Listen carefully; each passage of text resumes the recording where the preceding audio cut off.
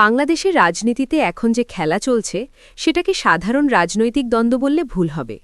এখানে এমন এক পরিস্থিতি তৈরি হয়েছে যেখানে একজন চাল দিচ্ছে কিন্তু খেলতে বাধ্য হচ্ছে অন্য একজন। প্রশ্ন হলো কিভাবে সম্ভব? ক্ষমতায় না থেকেও কিভাবে একটি রাজনৈতিক শক্তি আরেকটি বড় রাজনৈতিক দলকে নিজেদের ঠিক করে দেওয়া পথে হাঁটাতে পারে? এটা কি কেবল কাকতালীয় ঘটনা, নাকি এর পেছনে আছে দীর্ঘদিন ধরে গড়ে ওঠা এক ধরনের অদৃশ্য কৌশল, যা প্রকাশ্যে দেখা না গেলেও সিদ্ধান্ত গ্রহণের টেবিলে সরাসরি প্রভাব ফেলছে? আজকের এই ভিডিওর শেষে পৌঁছালে আপনি নিজেই বুঝতে পারবেন এই খেলায় আসলে কে চাল দিচ্ছে আর কে বাধ্য হয়ে সেই চাল অনুসরণ করছে। কারণ সাম্প্রতিক ঘটনাগুলোকে একসাথে সাজালে এমন একটি চিত্র সামনে আসে যা অনেকের কাছেই অস্বস্তিকর মনে হবে।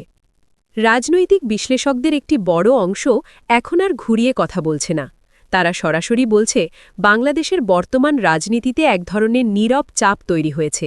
এই চাপ এমন নয় যে কেউ প্রকাশ্যে হুমকি দিচ্ছে বা নির্দেশ দিচ্ছে, বরং পরিস্থিতি এমনভাবে তৈরি হচ্ছে যেখানে একটি বড় রাজনৈতিক দল বারবার নিজেদের অবস্থান নতুন করে ভাবতে বাধ্য হচ্ছে। আর এখানেই সামনে আসে বাংলাদেশ জাতীয়তাবাদী দল। দলটি ক্ষমতায় থাকলেও অনেক সিদ্ধান্ত নিতে হচ্ছে এমনভাবে যেন তারা একা নয়, কেউ না কেউ অদৃশ্যভাবে মানদণ্ড ঠিক করে দিচ্ছে। এখন প্রশ্ন আসতে পারে, এই অদৃশ্য চাপটা কোথা থেকে আসছে? এখানেই আলোচনায় আসে জামায়াতে ইসলামী। তবে বিষয়টা সরাসরি নিয়ন্ত্রণের মতো নয়, বরং এটি অনেকটা এমন, কেউ সামনে দাঁড়িয়ে আপনাকে ধাক্কা দিচ্ছে না, কিন্তু রাস্তার দুই পাশে দেয়াল তুলে দেওয়া হয়েছে। আপনি যে পথেই হাঁটবেন শেষ পর্যন্ত নির্দিষ্ট একদিকেই এগোতে বাধ্য হবেন। এই প্রভাবটাই এখন বাংলাদেশের রাজনীতিতে অনেকের চোখে পড়ছে। এই প্রভাবের শুরুটা কোথায়? একটু পেছনে গেলে আমরা একটি বড় সমাবেশের কথা মনে করতে পারি। সেখানে ঘোষণা এসেছিল ক্ষমতায় গেলে কোনো প্লট নেওয়া হবে না, করমুক্ত গাড়ির সুবিধা নেওয়া হবে না, আর উন্নয়ন কাজের প্রতিটি টাকার হিসেব জনগণের সামনে তুলে ধরা হবে। শুনতে সাধারণ প্রতিশ্রুতি মনে হলেও রাজনীতিতে এমন প্রতিশ্রুতি অনেক বড় বার্তা দেয়। কারণ কেউ যখন নিজের জন্য একটি উঁচু মানদণ্ড স্থাপন করে তখন সেটি কেবল তার ব্যক্তিগত বা দলীয় ব্যাপার থাকে না, ধীরে ধীরে সেটাই হয়ে ওঠে তুলনার মানদণ্ড। এখন ধরুন একটি দল বলল আমরা কোনো বিশেষ সুবিধা নেব না, তখন মানুষ স্বাভাবিকভাবেই প্রশ্ন তুলবে অন্য দলগুলো কেন নেবে। এখানেই তৈরি হয় কম্প্যারিজন এফেক্ট। জনগণ তুলনা করতে শুরু করে, মিডিয়া তুলনা করে, সোশ্যাল মিডিয়া তুলনা করে, আর এই তুলনার চাপে পড়ে অন্য দলগুলো। এখানে বিএনপি পড়ে যায় এক ধরনের নৈতিক চাপে। তারা যদি এই মানদণ্ড অনুসরণ না করে তাহলে জনগণের একটি বড় অংশ বলবে তাহলে আপনারা কেন ভিন্ন। আবার যদি অনুসরণ করে তাহলে প্রশ্ন ওঠে এটা কি তাদের নিজের সিদ্ধান্ত নাকি পরিস্থিতির চাপে নেওয়া বাধ্যতামূলক পদক্ষেপ। এখানেই শুরু হয় আসল দ্বন্দ্ব। কিছু পর্যবেক্ষক বলছেন এটি নৈতিক চাপের রাজনীতি।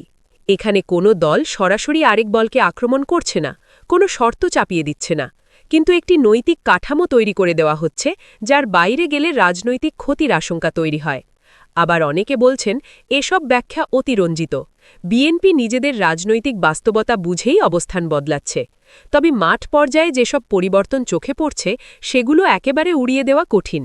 বিভিন্ন এলাকায় এখন আগের তুলনায় চাঁদাবাজি, দখলদারিত্ব, অনিয়মের বিরুদ্ধে কথা বলা হচ্ছে বেশি। সমস্যাগুলো পুরোপুরি শেষ হয়ে যায়নি এটা সবাই জানে, কিন্তু বিষয়গুলো এখন রাজনৈতিক আলোচনার কেন্দ্রে এসেছে। আগে যেগুলো অনেক সময় চুপচাপ মেনে নেওয়া হতো এখন সেগুলো নিয়ে প্রকাশ্যে কথা হচ্ছে। এখানেই প্রশ্ন ওঠে এই পরিবর্তনের সূচনা কে করল? এটা কি শুধুই জনগণের চাপ, নাকি কোনো একটি রাজনৈতিক অবস্থান থেকে তৈরি হওয়া একটি ঢেউ যা ধীরে ধীরে অন্যদেরও প্রভাবিত করছে? এই প্রভাব কেবল নীতির জায়গায় নয়, রাজনৈতিক ভাষার মধ্যেও ঢুকে পড়ছে। লক্ষ্য করলে দেখবেন এখন প্রায় সব দলের বক্তৃতায় নৈতিকতা, স্বচ্ছতা, জবাবদিহি, জনস্বার্থ এই শব্দগুলো আগের চেয়ে অনেক বেশি শোনা যাচ্ছে। প্রশ্ন হল এগুলো কি বাস্তব পরিবর্তনের ইঙ্গিত নাকি কেবল ইমেজ ম্যানেজমেন্ট? এখানেই তৈরি হচ্ছে আরেকটি বড় বিতর্ক। কারণ রাজনীতিতে অনেক সময় ইমেজ বাস্তবতার চেয়েও বেশি শক্তিশালী হয়ে ওঠে। মানুষ যদি বিশ্বাস করে কোনো দল স্বচ্ছ তাহলে সেই বিশ্বাসই ধীরে ধীরে রাজনৈতিক শক্তিতে পরিণত হয়। তখন অন্য দলগুলো বাধ্য হয় সেই ধারণার সঙ্গে নিজেদের মানিয়ে নিতে। এটাকে বলা যায় পারসেপশন ড্রিভেন পলিটিক্স, যেখানে মানুষের ধারণাই অনেক সময় বাস্তব সিদ্ধান্তের পথ ঠিক করে দেয়। কিন্তু এই ধারা কি দীর্ঘস্থায়ী হবে, নাকি কিছুদিন পর আবার সব আগের মতো হয়ে যাবে? ইতিহাস বলে অনেক রাজনৈতিক দল চাপের মুখে নিজেদের অবস্থান সাময়িকভাবে বদলায়, কিন্তু সময়ের সাথে সাথে পুরনো ছকে ফিরে যায়। তাহলে এবার কি আলাদা কিছু ঘটছে? এই মুহূর্তে বিষয়টি কেবল দুই দলের দ্বন্দ্ব নয়, এটির এক ধরনের ইমেজ ব্যাটল। কে বেশি গ্রহণযোগ্য, কে বেশি বিশ্বাসযোগ্য, এই প্রশ্নটাই এখন রাজনীতির কেন্দ্রে। আর এই লড়াইয়ে জিততে হলে কেবল কথা বললেই হবে না, বাস্তবেও কিছু করে দেখাতে হবে। এখানেই বিএনপির সামনে বড় চ্যালেঞ্জ। তারা যদি এই নতুন মানদণ্ড ধরে রাখতে পারে, তাহলে তাদের রাজনৈতিক ইমেজে বড় পরিবর্তন আসতে পারে। কিন্তু যদি ব্যর্থ হয়, তাহলে সেই ব্যর্থতা আরও বড় করে চোখে পড়বে, কারণ এখন তুলনা করার একটি মানদণ্ড তৈরি হয়ে গেছে। এই পুরো খেলাই সবচেয়ে শক্তিশালী অস্ত্র হচ্ছে নীরব চাপ। কেউ সরাসরি বাধ্য করছে না, কিন্তু পরিস্থিতি এমনভাবে তৈরি হচ্ছে যে বৈকল্পিক পথগুলো ঝুঁকিপূর্ণ হয়ে উঠছে। আপনি যদি একটি নির্দিষ্ট পথে না হাঁটেন, তাহলে অন্য পথগুলোতে রাজনৈতিক ক্ষতির সম্ভাবনা বেশি। ফলে আপনি তুলনামূলকভাবে নিরাপদ পথেই হাঁটতে বাধ্য হন। অনেক বিশ্লেষকের মতে বিএনপি এখন ঠিক এই জায়গাতেই দাঁড়িয়ে। প্রতিটি সিদ্ধান্ত নিতে হচ্ছে সম্ভাব্য জনমতের প্রতিক্রিয়া মাথায় রেখে। এই প্রেক্ষাপটে সামনে আসছে ত্রয়োদশ জাতীয় সংসদের প্রথম অধিবেশন। আগামী 12ই মার্চ এই অধিবেশন বসবে। এখানে স্পিকার ও ডেপুটি স্পিকার নির্বাচন হবে। শোনা যাচ্ছে স্পিকার পদে বিএনপির প্রবীণ 3 জন নেতার নাম আলোচনায় রয়েছে। ডেপুটি স্পিকার পদে 3 জন এবং সরকার দলীয় চিফ হুইপ পদে 2 জনের নাম ঘুরে ফিরে শোনা যাচ্ছে। বিশেষ করে চিফ হুইপ পদের জন্য বিএনপির স্থায়ী কমিটির সদস্য ড আব্দুল মঈন খানের নাম সবচেয়ে বেশি আলোচিত হচ্ছে। এই পদগুলোতে কারা আসছেন সেটিও অনেকটা বলে দেবে এই নৈতিক চাপের রাজনীতিতে বিএনপি আসলে কতটা মানিয়ে নিতে চাইছে। সবশেষে এসে প্রশ্নটা থেকেই যায়, এই খেলায় শেষ পর্যন্ত জিতবে কে? যারা সরাসরি ক্ষমতায় আছে, নাকি যারা ক্ষমতায় না থেকেও নীতি ও মানদণ্ড ঠিক করে দিতে পারছে? ইতিহাসে এমন বহু উদাহরণ আছে যেখানে ক্ষমতায় না থেকেও কিছু শক্তি দিক নির্দেশনায় বড় ভূমিকা রেখেছে। তাহলে কি বাংলাদেশেও তেমন কিছু ঘটছে, নাকি এটি কেবল একটি পর্যবেক্ষণ যার বাস্তব ভিত্তি সীমিত? যেভাবেই দেখুন না কেন, একটি বিষয় নিশ্চিত, বাংলাদেশের রাজনীতিতে এখন নতুন ধরনের প্রতিযোগিতা শুরু হয়েছে। এখানে শুধু ক্ষমতা নয়, বিশ্বাসযোগ্যতা ও গ্রহণযোগ্যতাও সমান গুরুত্বপূর্ণ হয়ে উঠেছে। আর এই প্রতিযোগিতা যতদিন চলবে, ততদিন এই প্রশ্নটাও বারবার ফিরে আসবে, কে চাল দিচ্ছে আর কে সেই চাল অনুসরণ করছে। আগামী 10 মার্চ ফ্যামিলি কার্ড বিতরণ কার্যক্রমের উদ্বোধন করবেন প্রধানমন্ত্রী তারেক রহমান। সোমবার 23 ফেব্রুয়ারি সংশ্লিষ্ট সূত্রে এ তথ্য জানা গেছে। প্রাথমিকভাবে 13 জেলার একটি করে ওয়ার্ডে কর্মসূচি শুরু হবে।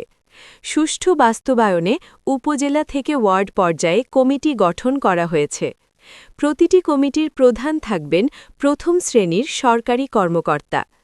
এর আগে অর্থমন্ত্রী আমির খসরু মাহমুদ চৌধুরীর সভাপতিত্বে অনুষ্ঠিত এক সভায় জানানো হয়, শুরুতে 2টি উপজেলায় পাইলট প্রকল্প চালুর পরিকল্পনা থাকলেও পরে তা বাড়িয়ে 13টি উপজেলার 13টি ওয়ার্ডে বাস্তবায়নের সিদ্ধান্ত নেওয়া হয়েছে। মহিলা ও শিশু বিষয়ক মন্ত্রণালয় এবং সমাজ কল্যাণ মন্ত্রণালয়ের প্রতিনিধিরা জানান, ফ্যামিলি কার্ডের মাধ্যমে হতদরিদ্র ও দরিদ্র পরিবারকে সমন্বিত সহায়তা দেওয়া হবে।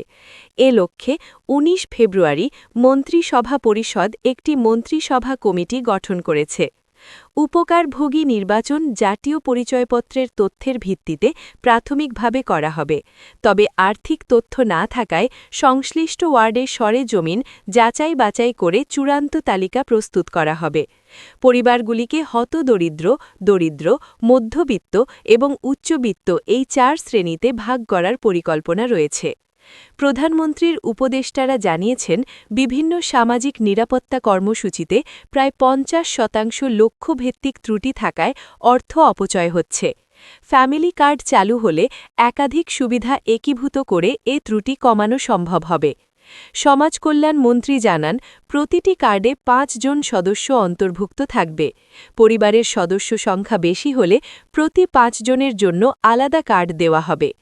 একই ব্যক্তি একাধিক ভাতা পাবেন না, তবে পরিবারের অন্য সদস্যরা প্রাপ্য সুবিধা নিতে পারবেন।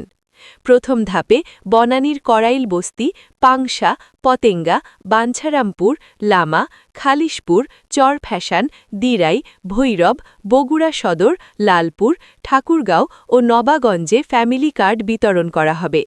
উপজেলা, ইউনিয়ন ও ওয়ার্ড পর্যায়ে গঠিত কমিটি ৫ কার্যদিবসের মধ্যে উপকার ভোগের তালিকা চূড়ান্ত করবে। অনুদানের অর্থ ব্যাংক বা মোবাইল আর্থিক সেবার মাধ্যমে বিতরণ করা হবে। নারীরা পরিবার প্রধান হিসেবে ফ্যামিলি কার্ড পাবেন।